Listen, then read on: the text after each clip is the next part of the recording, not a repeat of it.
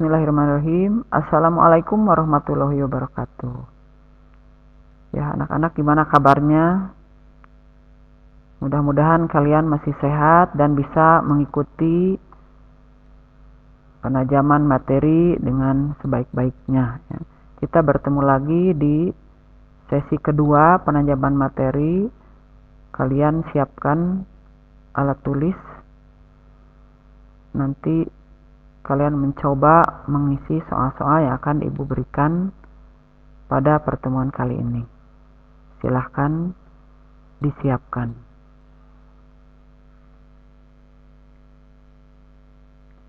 Bismillahirrahmanirrahim. Assalamualaikum warahmatullahi wabarakatuh. Baiklah anak-anak, kita akan melanjutkan penajaman materi sesi kedua dengan pembahasan soal seperti minggu kemarin ya. Kita lanjutkan soalnya dari mulai nomor 1 kembali ya.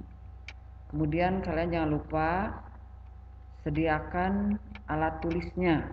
Kalian isi dengan jawaban yang menurut kalian benar ya. Nanti kita samakan bersama-sama. Baiklah, nomor 1 kita mulai. Topiknya mitigasi bencana alam.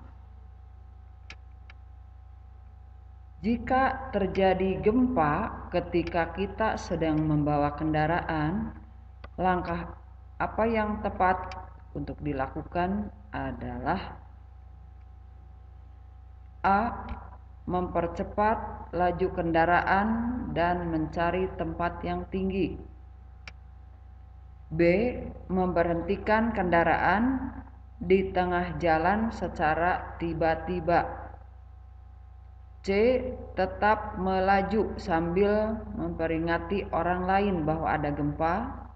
D. Tetap tenang dan memberhentikan kendaraan di tepi jalan yang aman. E. Langsung turun dari kendaraan dan berlari secepatnya. Silahkan pilih jawaban yang benar. 10 detik dari sekarang.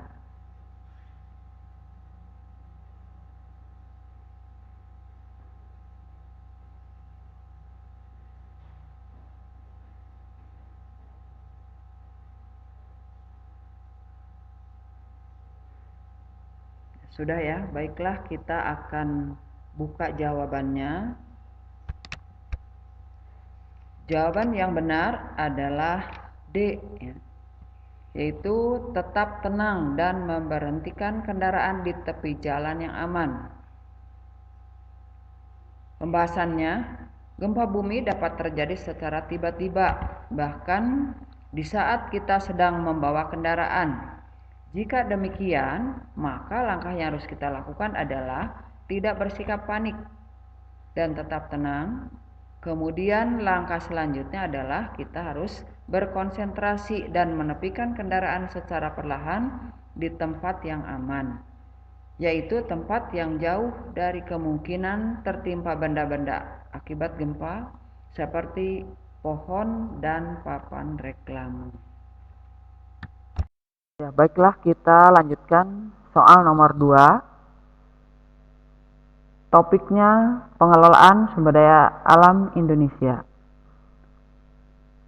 Soal, wilayah yang diberi tanda X pada peta di bawah ini merupakan wilayah penghasil tambang.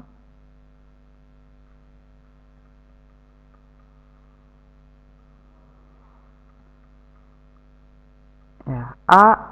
Intan, B. Minyak bumi, C. Batu bara, D. Timah, E. Semen. Ya, ini tanda X, silahkan dipilih jawabannya.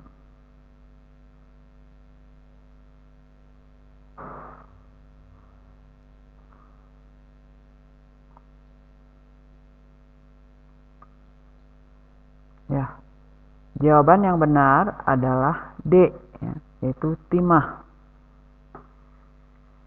Tanda X pada peta tersebut menunjukkan wilayah Provinsi Bangka Belitung. Provinsi ini merupakan daerah pertambangan timah terbesar di Indonesia. Jadi jawaban yang benar adalah timah. Ya, kita lanjutkan nomor 3. Soal nomor 3 topiknya pengelolaan sumber daya alam Indonesia. Degradasi lahan yang terjadi di hulu sungai dapat terjadi karena kondisi alaminya beralih fungsi menjadi perkebunan atau pertanian untuk tanaman semusim. Hal ini dapat menyebabkan terjadinya longsor. Upaya yang dilakukan untuk mengatasi masalah tersebut adalah A. Mengubah daerah hulu sungai menjadi tempat wisata. B. Mengembalikan fungsi lahan, fungsi hutan di daerah hulu sungai. C. Menjadikan kawasan hulu sebagai wilayah pertanian produktif.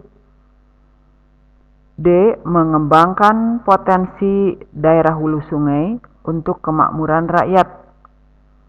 E. Melakukan pengerukan sungai agar tidak meluap. Silakan dijawab.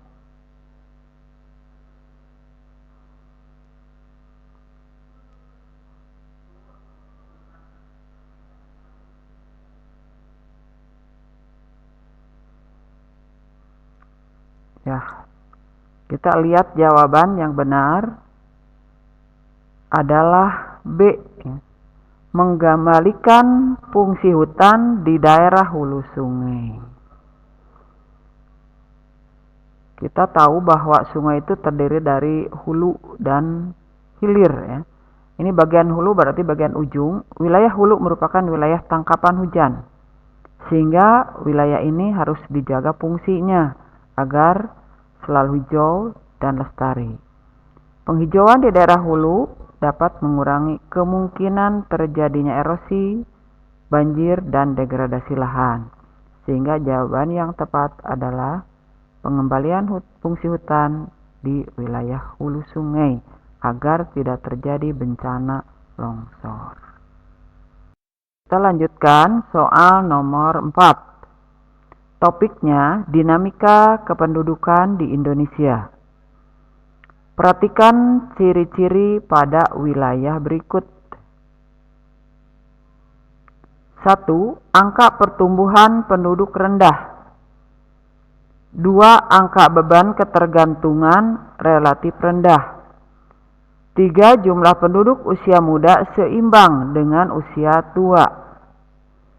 Berdasarkan ciri-ciri daerah tersebut memiliki piramida berbentuk A. Batu nisan. B. Konstruktif. C. Kerucut. D. Stasioner. E. Ekspansif. Silahkan dipilih jawabannya.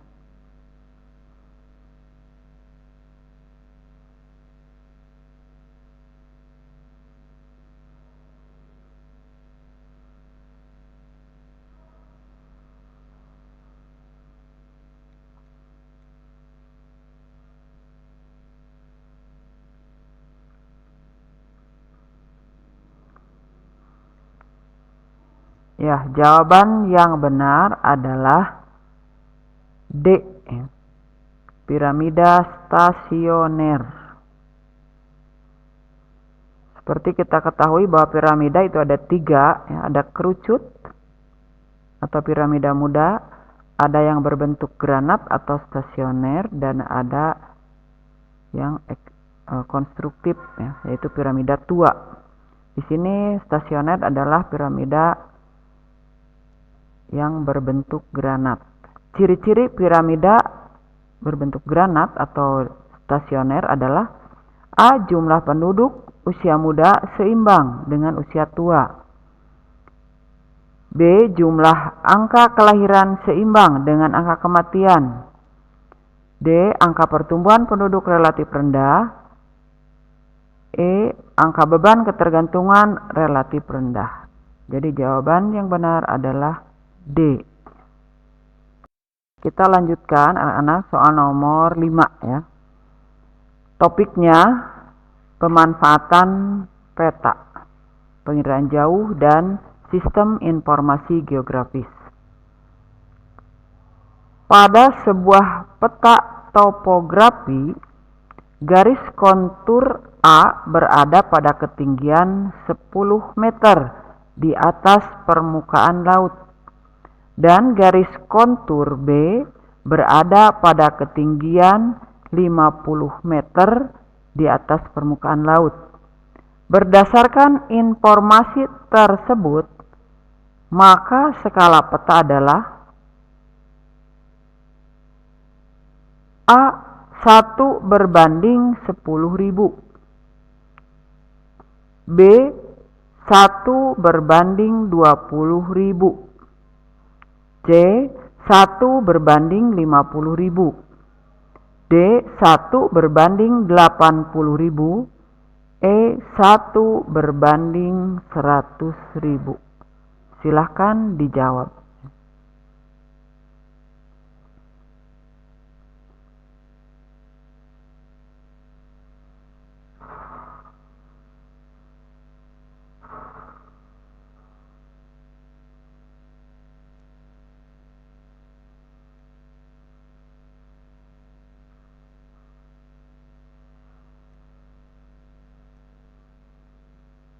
Nah, sudah ya. Jawaban yang benar adalah D. Nah, kenapa D? Kita bisa membahasnya di sini dalam pembahasan bahwa kontur interval itu atau CI mempunyai rumus 1/2000 kali skala. Yang ditanyakan adalah skala peta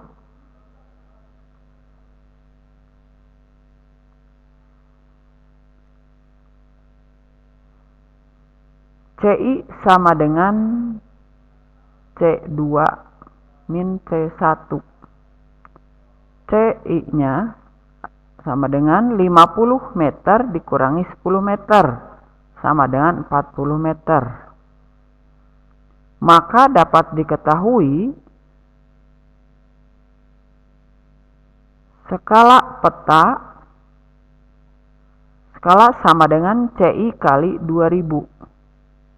CI-nya tadi 40 kali 2000 sama dengan 80.000. Jadi skala petanya adalah 1 berbanding 80.000. Silahkan ditulis ya kalau yang masih salah. Itu rumusnya tadi CI sama dengan 1/2000 kali skala. Kalau ditanya skala tinggal C2 dikurangi C1. Itulah jawaban yang benar. Kita lanjutkan soal nomor 6. Masih dalam topik pemanfaatan peta, pengiraan jauh, dan sistem informasi geografis. Perhatikan manfaat citra berikut ini. 1. Pemantauan daerah aliran sungai. 2. Analisa titik rawan tsunami.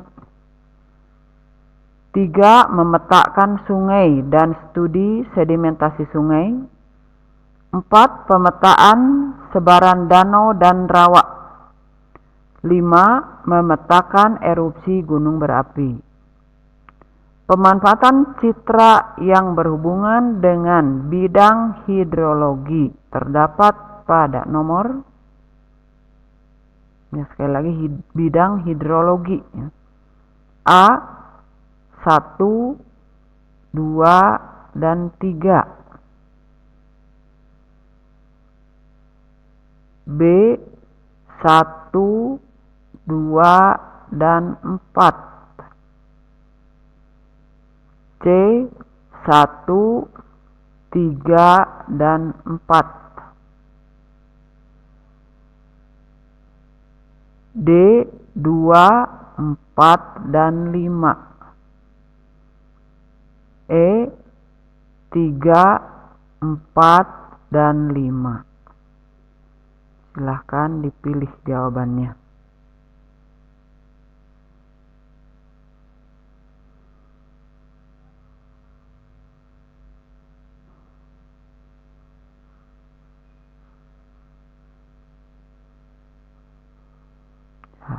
Kita bahas. Jawaban yang benar adalah C, ya. 1, 3, dan 4. Hidrologi adalah bidang yang kajiannya seputar perairan darat, seperti sungai, danau, rawa, dan lain-lain. Beberapa manfaat citra satelit dalam bidang hidrologi adalah untuk memetakan pola aliran sungai, analisis luas wilayah genangan banjir, memeratakan sedimentasi sungai, memetakan sebaran danau, dan lain-lain. Maka jawabannya adalah 1, 3, dan 4. Ya, kita lanjutkan soal nomor 7. Topiknya masih pemetaan, peta pengiraan jauh dan sistem informasi geografi. Lokasi R pada peta tersebut cocok untuk dimanfaatkan sebagai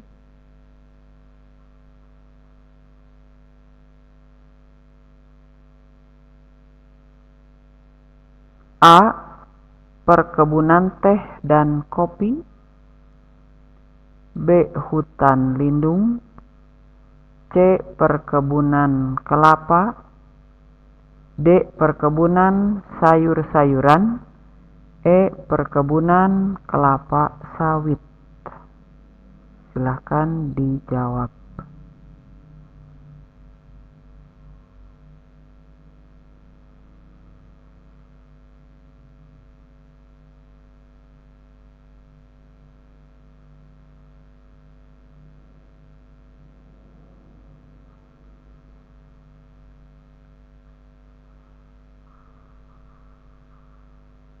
Jawaban yang benar adalah A. Kenapa A? Menurut pembagian iklim Yung-Hoon, bahwa iklim dibagi ke dalam beberapa klasifikasi berdasarkan ketinggian serta vegetasi yang sesuai untuk ditanam di wilayah iklim tersebut. Klasifikasi iklim Yung-Hoon sebagai berikut. 1. Wilayah iklim panas atau tropis. Iklim ini terdapat pada wilayah ketinggian antara 0 sampai 600 meter di atas permukaan laut, dengan suhu udara berkisar antara 22 sampai 26,3 derajat Celcius.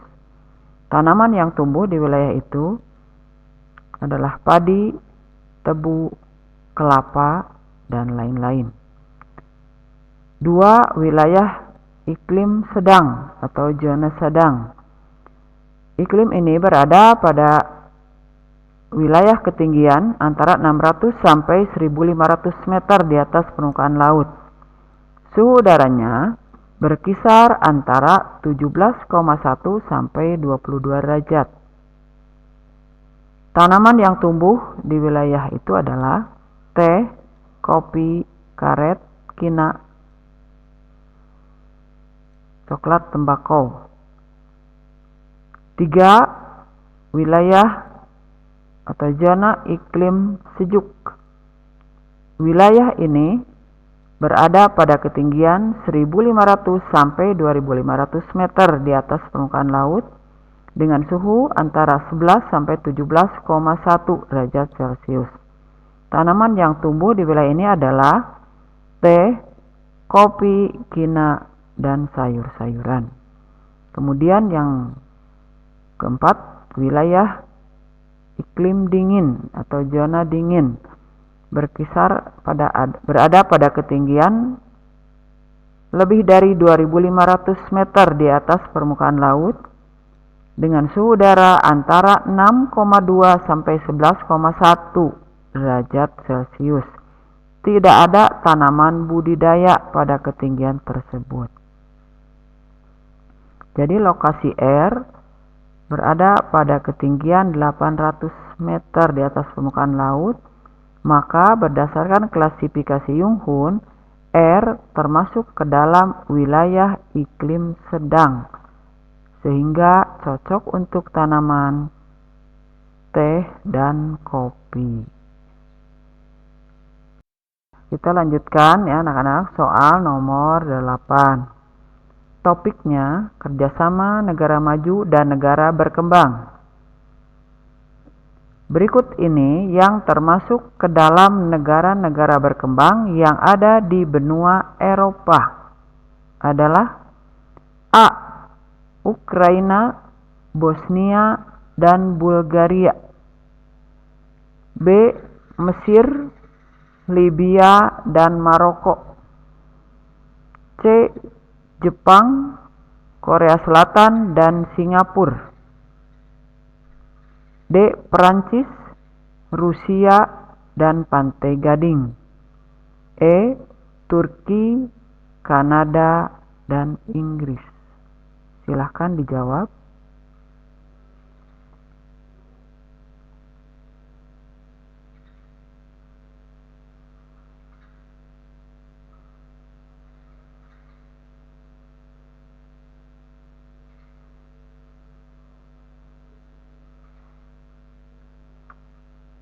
Ya, jawaban yang benar adalah A ya. Ukraina, Bosnia, dan Bulgaria itu adalah negara berkembang yang berada di Eropa. Sedangkan Mesir, Libya, Maroko itu adanya di Afrika. Jepang, Korea Selatan, Singapura di Asia. Prancis itu bukan negara berkembang, negara maju. Turki, Kanada, dan Inggris itu juga berada di Eropa dan Amerika. Jadi yang benar adalah A ya, Ukraina, Bosnia, dan Bulgaria. Ya, kita lanjutkan soal nomor 9. Topiknya interaksi keruangan desa dan kota. Nah, kita menghitung di sini ya. Jarak antara kota A dan kota B adalah 120 km. Penduduk kota A berjumlah sebanyak 5 juta jiwa dan kota B sebanyak 200.000 jiwa. Lokasi yang paling cocok untuk dibangun tempat peristirahatan antara kedua kota tersebut berada pada A. Ini A, B, C, D, E ya. Di situ 1, 2, 3. Kita pilih A, 20 km dari kota A. B, 20 km dari kota B. C, 30 km dari kota B. D, 60 km dari kota A. E, 60 km dari kota B. Silahkan dihitung, pilih jawabannya.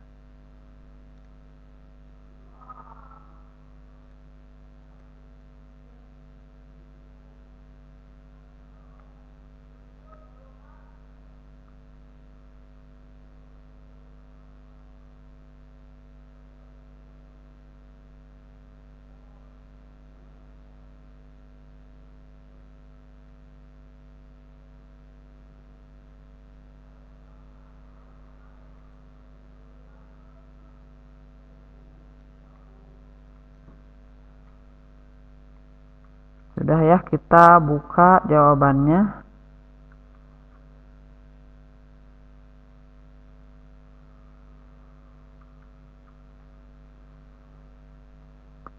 Ini adalah rumus teori titik henti. DAB sama dengan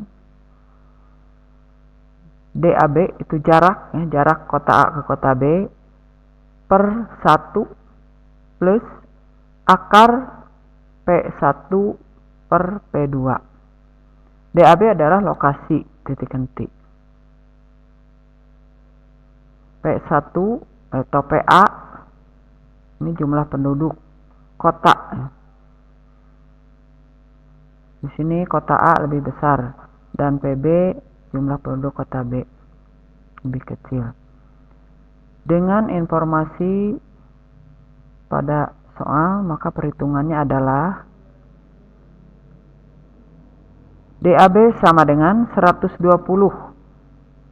per 1 plus akar 5 juta dibagi 200.000, yaitu 25 ya. 120 per 1 plus akar 25 adalah 5, jadi 6. 120 dibagi 6 adalah 20 km. Berdasarkan perhitungan di atas, maka lokasi yang tepat untuk dijadikan sebagai lokasi peristirahatan antara kedua kota adalah 20 km dari kota B. Itu dari penduduk yang jumlahnya terkecil.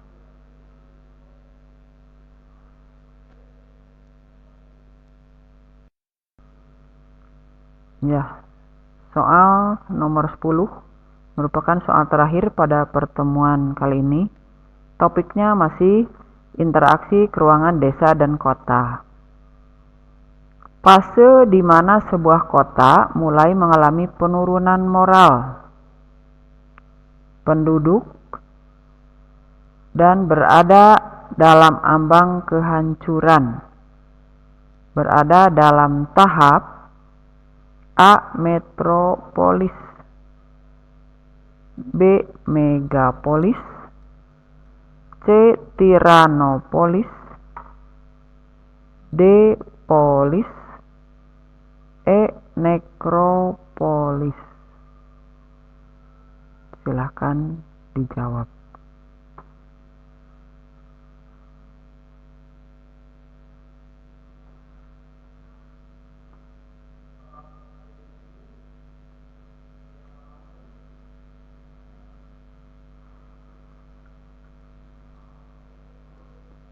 Jawaban yang benar adalah Tiranopolis ya, C. Seperti kita ketahui bahwa klasifikasi kota berdasarkan perkembangannya itu ada 6. 1. Eopolis. Tahapan ini merupakan awal pembentukan benih sebuah kota yang dicirikan dengan adanya perkampungan.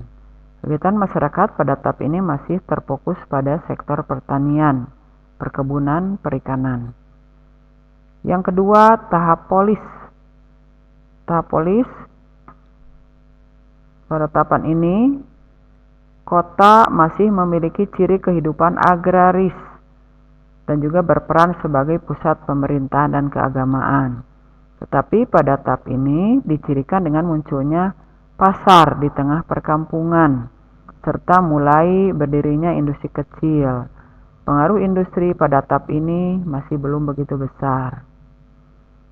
Tahap yang ketiga adalah tahap metropolis. Pada tahap ini, kota mengarah ke sektor industri dan kenampakan struktur ruang kota sudah berkembang cukup besar. Pengaruh kota sudah terasa sehingga daerah sekitarnya banyak ditemukan kota satelit atau daerah penyokong kota utama. Yang berikutnya, tahap megalopolis. Pada tahap ini, wilayah perkotaan yang terdiri dari kota-kota metropolis yang berdekatan lokasinya membentuk jalur perkotaan yang sangat besar dan telah mencapai tingkat tertinggi. Pada tahapan ini dicirikan dengan perilaku manusia di atasnya yang hanya berorientasi pada materi, sistem birokrasi yang buruk, dan standarisasi produk lebih dipentingkan pada tahap ini. Yang kelima, tiranopolis. Pada tahapan ini, kota sudah mulai mengalami penurunan moral penduduknya dan dicirikan dengan adanya angka kriminalitas yang tinggi. Tahapan ini merupakan awal kehancuran suatu kota. Kondisi perdagangan mulai mengalami penurunan secara signifikan. Dan yang terakhir, tahapan nekropolis. Pada tahap ini disebut juga dengan the city of death, yaitu kehancuran total karena berbagai faktor seperti kelaparan, perang, bencana, atau sistem tata kota yang buruk. Kenyamanan sudah tidak ada dan ditemukanlah pada kota ini. Jadi jawabannya adalah Tiranopolis, ya, di mana sebuah kota mengalami penurunan moral. Adalah C, ya. Demikianlah anak-anak, pertemuan penajaman materi kali ini kita cukupkan sampai di sini, dan kalian masih bisa melakukan latihan soal-soal pada buku yang sudah diberikan oleh sekolah. Kemudian jika ada pertanyaan, kalian boleh ditulis di kolom komentar di bawah ini, ya. Sampai jumpa. Wassalamualaikum warahmatullahi wabarakatuh.